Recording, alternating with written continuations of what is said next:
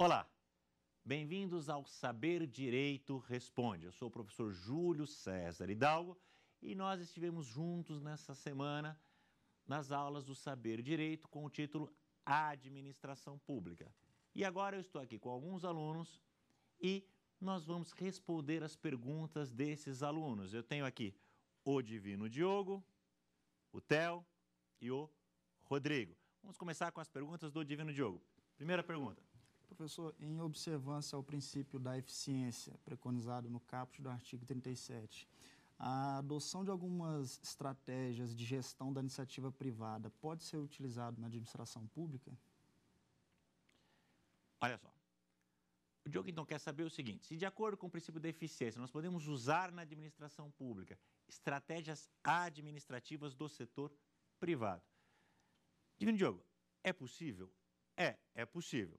Eu diria que hoje é uma tendência da administração pública, ela sair daquela administração pública burocrática, pesada, né, que primava pelo controle, por isso era tão burocrática, para uma administração pública gerencial, uma administração pública que busca a eficiência. Então, é possível, é perfeitamente possível, desde que você respeite as questões, por exemplo, constitucionais e da legalidade. Então, você pode até, por exemplo, como a gente vê acontecendo, você pode simplificar certos processos licitatórios, exatamente para dar mais agilidade, aumentar os casos de dispensa, por exemplo, para as empresas públicas e para a sociedade de economia mista, como já existe no Estatuto Licitatório. Então, é possível? Não nos mesmos moldes que você faz na iniciativa privada, mas, desde que você respeite as questões legais e constitucionais, é possível, eu diria que até é o caminho a ser feito pela administração para ela aumentar a sua eficiência, ok? Você, Theo. Professor, qual a diferença básica entre estabilidade e vitaliciedade? Qual a diferença entre estabilidade e vitaliciedade? Vejam, estabilidade. Quem tem estabilidade? Os servidores ocupantes de cargo efetivo. Quanto tempo demora para um servidor se tornar estável? O estágio probatório para o servidor se tornar estável é de 3 anos. E a partir do momento em que ele se torna estável, ele só pode ser demitido por avaliação periódica de desempenho, por decisão judicial transitada em julgado ou por processo disciplinar em que ele seja assegurado ampla defesa. Artigo 41 da Constituição Federal. Agora você pode estar imaginando, bom, a melhor coisa do mundo é ser estável. Não, não é bem assim. Acho que ser vitalício é melhor que ser estável, Theo. Por quê? Porque a vitaliciedade ela é alcançada após 2 anos de exercício no cargo. Então, quem se torna vitalício após 2 anos? Os membros do Poder Judiciário, por exemplo, e os membros do Ministério Público. Né? Importante não confundir membro com servidor. Tá? O técnico judiciário é um servidor, esse tem estabilidade. Agora, o juiz, esse tem vitaliciedade. Ele vai se tornar vitalício após 2 anos, enquanto que o estável demora 3. E mais, o vitalício só pode ser demitido por decisão judicial transitada em julgado, ou seja, o vitalício não pode ser demitido nem por processo administrativo disciplinar e nem por avaliação periódica de desempenho. Então, sob o ponto de vista do prazo e das possibilidades de demissão, a vitaliciedade é mais vantajosa do que a estabilidade, ok? Rodrigo? A ausência de lei regulamentadora de concursos públicos não impede a administração pública de realizar concursos em respeito ao princípio da legalidade e ao inciso 2 do artigo 36 da nossa Carta Magna? Vejam, o inciso 2 lá do artigo 37 da Constituição, ele determina que a investidura em cargo público de provimento efetivo deve se dar mediante a aprovação em concurso público de provas ou de provas e títulos. E isso que o Rodrigo falou é verdade. Tá? A realização de concursos públicos não foi ainda regulamentada pelo legislador infraconstitucional, ou seja, o Congresso ainda não editou uma lei que regulamente a exigência de concurso público. Agora, isso impede a realização de concurso por força lá do princípio da legalidade da administração, que diz que o servidor público somente pode fazer aquilo que está previsto na lei? Eu entendo da seguinte maneira, Rodrigo. o princípio da legalidade não é o único e absoluto princípio da administração. Nós temos outros princípios da administração que vão justificar a realização do concurso, mesmo não tendo uma regulamentação legal. Por exemplo, a questão da impessoalidade. Porque nós sabemos que se todas as contratações fossem feitas sem o concurso público, fossem feitas por indicação, quem que eu iria indicar? Quem eu conheço. Então, você não estaria aí respeitando o princípio da impessoalidade. Talvez você não estivesse respeitando o princípio da moralidade. E eu entendo que nem um deficiência, porque se você escolhe por indicação, não necessariamente você está escolhendo a pessoa mais preparada. Então, se você for pensar no direito como um sistema de normas, embora não tenha uma lei que regulamente o concurso, a obrigação de cumprir esses outros princípios que eu citei para você justificam e tornam legítima a realização do concurso, mesmo sem uma atual regulamentação, ok? Professor, na hipótese de guerra declarada, o princípio da intervenção mínima pode ser afastado para que o Estado intervenha na sociedade de forma mais incisiva? Vamos lá, Diogo. Olha, eu pessoalmente não gosto quando alguém fala de afastar um princípio. Veja, o princípio, o que é? Uma regra básica, uma regra basilar do sistema jurídico. Então, afastar o princípio não, mas nós podemos minimizar o princípio. Isso realmente vai acontecer. Você falou em caso de guerra declarada. Em caso de guerra declarada, o presidente da República pode declarar o estado de sítio. Isso está lá no artigo 137 da Constituição. E, no estado de sítio, uma série de direitos dos cidadãos, eles podem ser limitados. Aí você vai ter uma maior atuação estatal, uma maior intervenção estatal nos direitos dos indivíduos. Então, assim, não vou dizer que você exclui os direitos dos indivíduos, mas você diminui. Então, você não vai afastar esse princípio, você vai minimizar, você vai relativizar esse princípio de acordo com a nova ordem que está sendo posta pelo estado de sítio, que vai diminuir o direito dos cidadãos. Ok? Theo? Quais são as condições ou requisitos para que o Estado entre com uma ação de regresso contra o agente causador do dano? Ação de regresso contra o agente causador do dano. Parágrafo 6º, artigo 37 da Constituição. Direito de regresso, você que acompanha as aulas, você se lembra, é o direito que o Estado tem de ser ressarcido do prejuízo que o servidor dele causou a um particular por dolo e culpa desse servidor. Então, nós temos a seguinte situação. O servidor causa um prejuízo ao particular por dolo, por intenção ou por culpa desse servidor. O Estado vai lá e indeniza esse particular. A partir daí, ele tem o direito de regresso, o direito de cobrar do servidor aquilo que o Estado pagou, a título de indenização. Os requisitos são, primeiro, fundamental, a existência do dolo ou da culpa do servidor devidamente comprovados. E mais, para o Estado ter o direito de regresso, esse Estado já deve ter indenizado o particular.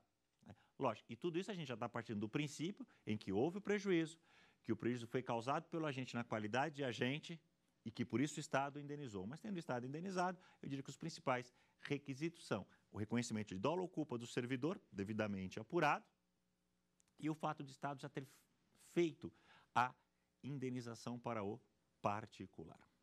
Ok? Rodrigo? O princípio da publicidade requer necessariamente publicação dos atos realizados pela administração pública? Olha, é muito comum se confundir publicidade com publicação. Lógico, a publicação é o meio mais evidente da publicidade. Então, lá no caput do artigo 37, diz que a administração deve ter, entre outros princípios, o princípio da publicidade. Lógico que a publicação satisfaz boa parte desse princípio da publicidade, mas não é a única questão do princípio da publicidade. Por quê? Porque nós temos a questão da transparência. O princípio da publicidade, ele também está ligado ao direito que o particular tem de obter da administração informações sobre os atos administrativos. Se você for, por exemplo, no artigo 5º, inciso 33 da Constituição, no artigo 5º, inciso 33, diz que os órgãos públicos devem fornecer informações, ou que é direito do indivíduo obter informações dos órgãos públicos, seu interesse particular, coletivo ou geral. O 34b do artigo 5º também diz que é direito do indivíduo, sem o pagamento de taxas, a obtenção de certidões. E tudo isso ainda é protegido pelo inciso 72 do artigo 5º, que fala da ação de habeas data, que, entre outras finalidades, serve para conhecimento de informações a respeito do impetrante. Então, a publicação não é um único meio, não é um único instrumento da publicidade. Até porque alguns atos, né, o poder público não tem o dever de publicar, muitas vezes, por uma questão de economicidade, quer dizer, não é tudo que a administração faz que ela publica, mas a publicação é um meio de publicidade, ok? Divino Diogo. Professor, quais as penalidades previstas na hipótese de um agente público que exorbita o senso de oportunidade e conveniência, vindo a prejudicar o interesse público? Então, vamos lá. Nós temos um servidor que exorbitou da sua discricionariedade, quer dizer, exorbitou daquela possibilidade de escolha que a administração fez, que a administração, na verdade, tinha, que a lei lhe deu. Esse servidor, então, fere essa discricionariedade e pratica um ato de improbidade administrativa. É isso, Diogo? Sim. Ótimo. Se ele praticou um ato de improbidade administrativa, Lei 8.429/92, e nós formos lá no artigo 12 da Lei de Improbidade Administrativa, que é o artigo que prevê as penalidades, nós vamos dizer que, basicamente, as penalidades a que o servidor está sujeito são a perda do cargo, a suspensão dos direitos políticos, sempre suspensão, nunca cassação, porque a Constituição, no artigo 15, proíbe a cassação. Então, a gente tem a perda do cargo, a suspensão dos direitos políticos, multa, e aí o valor da multa e do prazo de suspensão depende do tipo de improbidade, mas nós temos também a multa, o ressarcimento ao erário, se houve um eventual prejuízo ao erário, e, por último, a proibição de contratar com o poder público por um período pré-determinado.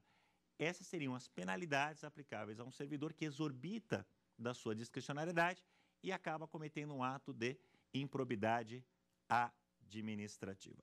Ok? Bom, aqui nós encerramos o primeiro bloco deste nosso programa. Vamos agora fazer um pequeno intervalo e voltamos com as perguntas dos colegas alunos.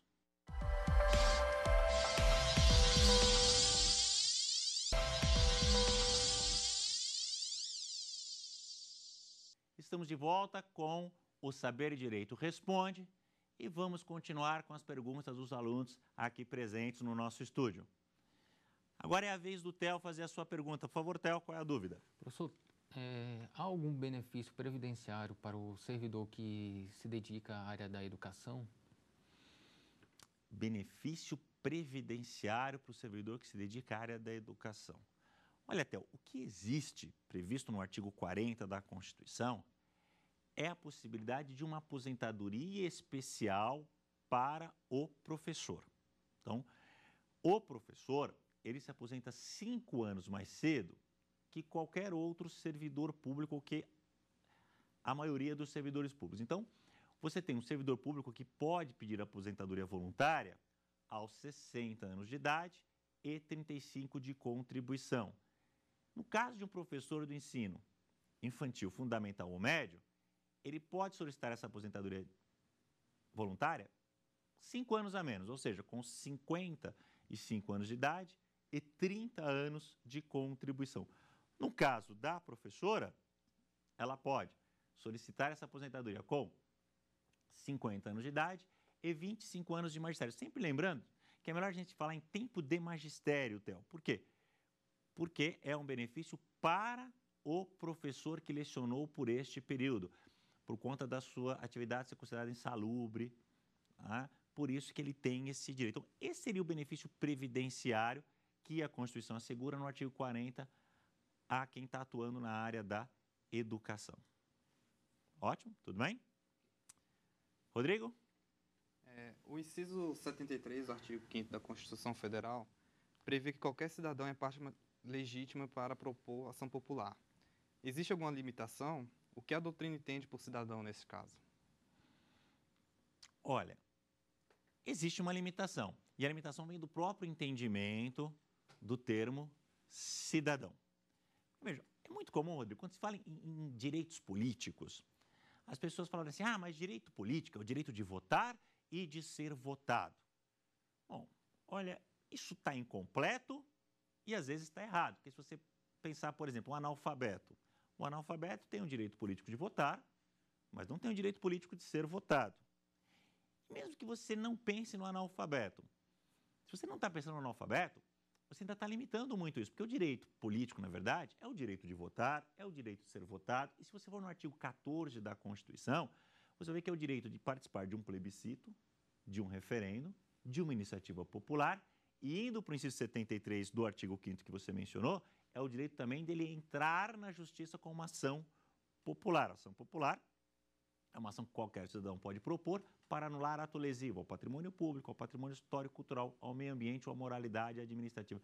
E o entendimento da doutrina, da maior parte da doutrina, é que cidadão é aquele indivíduo que possui direitos políticos. A grosso modo, cidadão é um indivíduo que tem título de eleitor. Tanto que a comprovação do alistamento eleitoral é condição necessária para você entrar com uma ação popular.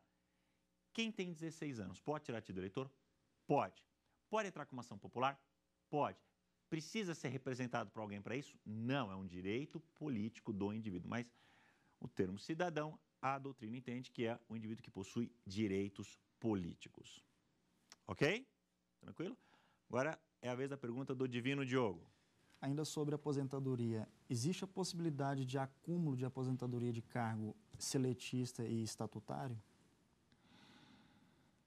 Você diz isso, cargo seletista da própria administração? Sim. Ótimo. Então, o indivíduo está aposentado por ser estatutário com base no artigo 40 da Constituição. Ele pode acumular essa aposentadoria do artigo 40 da Constituição com um emprego público, um regime seletista. Então, por exemplo, eu posso ser um delegado de polícia aposentado e ser caixa do Banco do Brasil, que é uma sociedade de economia mista, regime seletista? A resposta é não. Se você for até o parágrafo 10 do artigo 37 da Constituição Federal, você vai observar que lá diz que é vedada a percepção simultânea, quer dizer, receber ao mesmo tempo, de proventos decorrentes do artigo 40 da Constituição, com a remuneração de cargo, emprego ou função pública. Então, em princípio, a sua resposta é não. Mas você me perguntou se é possível. É em algumas exceções. Então, são 3 situações em que é possível você acumular a aposentadoria de um cargo público com, por exemplo, um regime CLT. Se for um cargo acumulável na forma da Constituição. Então, se eu, por exemplo, sou um professor aposentado pelo serviço público, eu posso ter um cargo de professor regido por CLT ou regido por estatuto na administração pública. Não há nenhum problema quanto a isso. Uma outra possibilidade, não estaria ligado diretamente à CLT, eu posso acumular a aposentadoria de cargo público com o subsídio de um cargo eletivo, ou posso acumular a aposentadoria de cargo público com a remuneração de um cargo de confiança, aqueles cargos declarados em lei de livre nomeação e exoneração. Então, essa é a resposta. É possível? É, mas em uma situação excepcional. A regra é que é vedada a acumulação de aposentadoria de cargo público com a remuneração de um emprego público. Ok? Theo, sua vez. Se tratando de responsabilidade civil do Estado, é possível? Qual a teoria adotada no Brasil? Olha, hoje nós adotamos no Brasil a teoria da responsabilidade objetiva, que diz o seguinte, que a responsabilidade do Estado pelo prejuízo que o seu agente causou a terceiro independe do dolo ou da culpa. 3 situações rápidas para exemplificar isso aí. Você está parado, seu carro está estacionado, vem uma viatura e bate no seu carro. O Estado é responsável por esse prejuízo? É. Vejam, não me interessa saber se, primeira situação, o motorista da viatura estava distraído, estava correndo muito, o acidente foi culpa dele. B, o motorista da viatura, o policial é meu inimigo, fez isso de propósito. Ou C, foi uma falha no sistema de freios da viatura. Não importa, para o particular, se foi o agente que causou o prejuízo, o Estado é responsável, ainda que o agente não tenha agido nem com dolo e nem com culpa. Por isso que a gente diz que essa responsabilidade é uma responsabilidade objetiva, por independer do dolo ou da culpa. Ok? Rodrigo? Há algum critério objetivo para definir quais carreiras devem receber sua remuneração por subsídio? Olha, doutrinariamente, Rodrigo, a gente diz que a remuneração por subsídio é uma característica dos chamados servidores políticos, os agentes políticos. Então, quem são os agentes políticos que deveriam ser remunerados por subsídio, segundo a doutrina? No caso, por exemplo, do executivo, o presidente da República, o governador, o prefeito, seus ministros, seus secretários. No caso do legislativo, deputados, senadores, vereadores. No caso do judiciário, os ministros dos tribunais, os desembargadores, os juízes.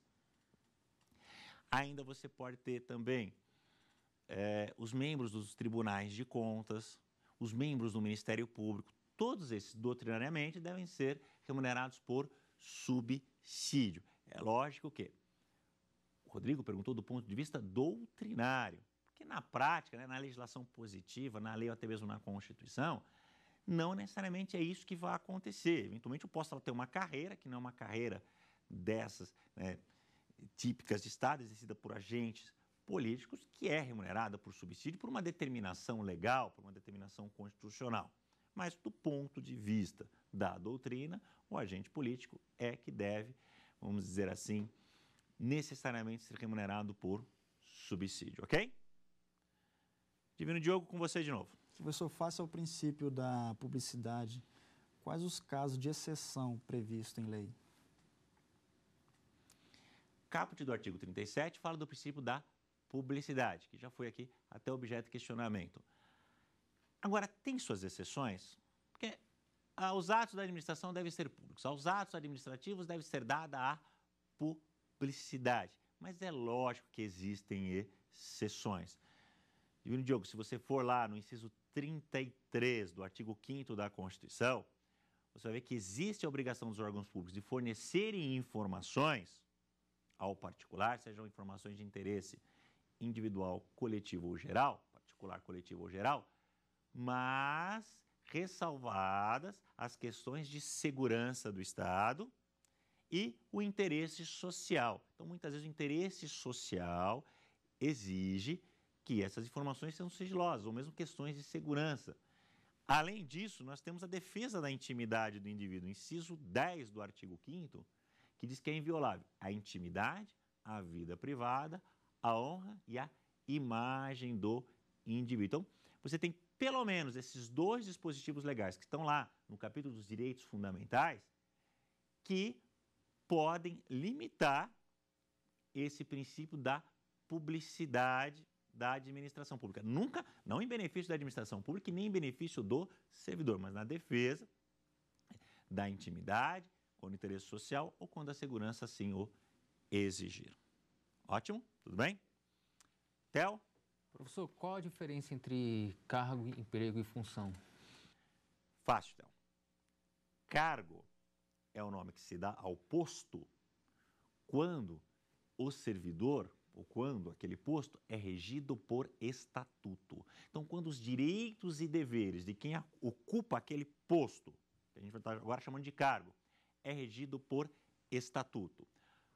Quando os direitos e deveres são regidos por CLT, aí nós dizemos que o indivíduo ocupa um emprego. Então, se eu sou um servidor regido por estatuto, eu sou um estatutário, eu tenho cargo. Se eu sou um empregado empregado público regido por CLT, então eu tenho um emprego. E a função, então?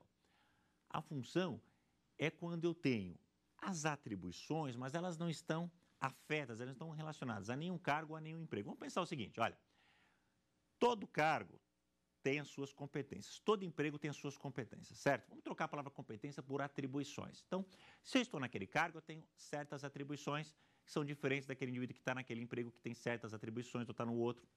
Todo cargo, todo emprego tem suas atribuições. Agora, nem todas as atribuições pertencem a um determinado cargo, Theo. Muitas vezes acontece que na administração nós podemos ter certas atribuições, por exemplo, de direção, de chefia, que não estão relacionadas a um determinado cargo. Mas isso não impede que a administração nomeie aquele indivíduo para exercer uma função de direção, uma função de chefia. Então, função é quando eu tenho atribuições sem cargo. Cargo é quando é regido por estatuto. Emprego é quando é regido por CLT. Satisfeito? Ok? Bom, aqui nós encerramos o nosso programa. Eu queria agradecer a presença aqui do Divino Diogo, a presença do Theo, a presença do Rodrigo, agradecer a TV Justiça e toda a equipe técnica. Meu nome é Júlio César Hidalgo, muito obrigado pela audiência de vocês. Até uma próxima oportunidade. Tem dúvidas sobre o assunto? Mande um e-mail para nós, saberdireito@stf.jus.br. E você também pode estudar pela internet. É só acessar o site www.tvjustiça.jus.br.